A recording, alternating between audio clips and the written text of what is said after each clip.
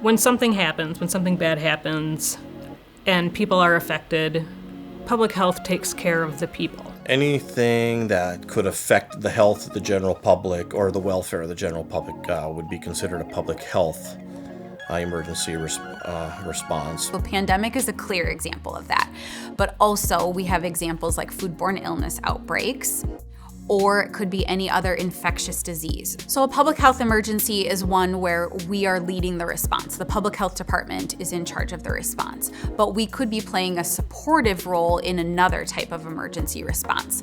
So an example of that could be a natural hazard, so something like a tornado or a windstorm, something like that is happening in our community. Public health staff could play a role in that response, but it's even bigger than our department. So there's going to be a lot of different agencies that are involved. The public health department takes a very collaborative approach to preparedness, and so we're working very closely with our community partners, but also our residents and our local businesses to make sure that we're prepared for a number of different disaster scenarios.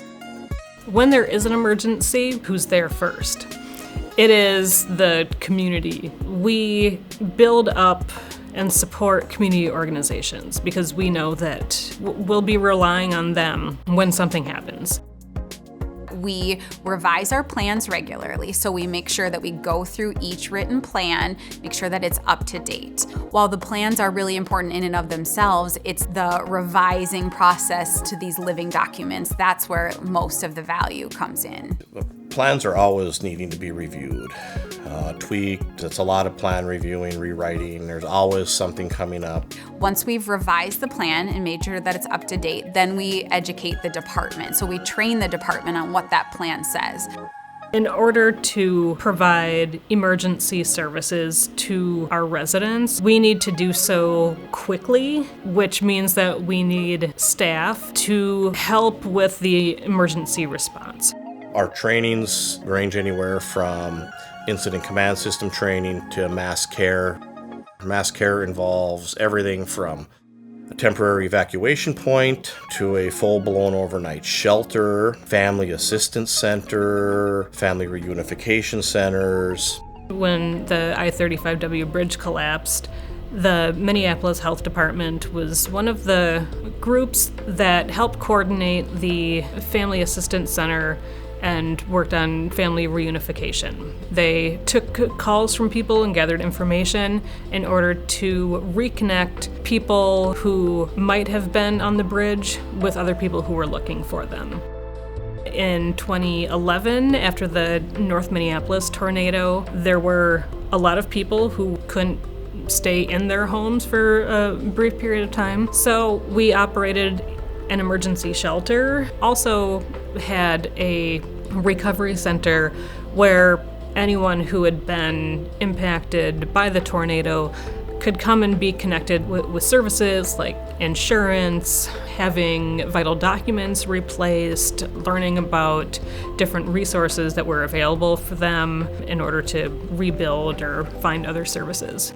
The main way that we focus on the public during the emergency is on public communication. The role of the public information officer, or the PIO we call them, they're the ones that are in charge of communicating out to the public.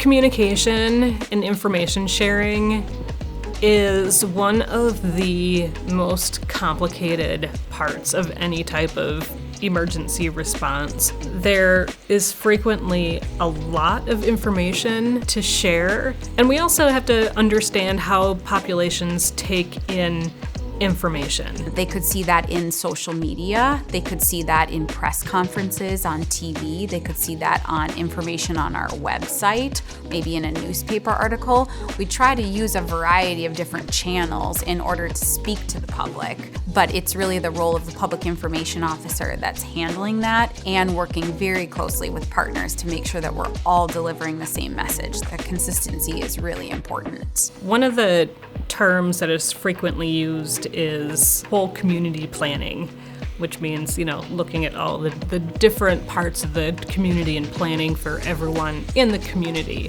It's our responsibility to really focus on those parts of the population that really have access and functional needs. They are most vulnerable during the time of the emergency, and we need to be planning to help to best serve those populations during the emergency. That could be the elderly population, that could be people experiencing homelessness, that could be people that have disabilities, that could be people that are on durable medical equipment at home. What public health brings to the table is that expertise.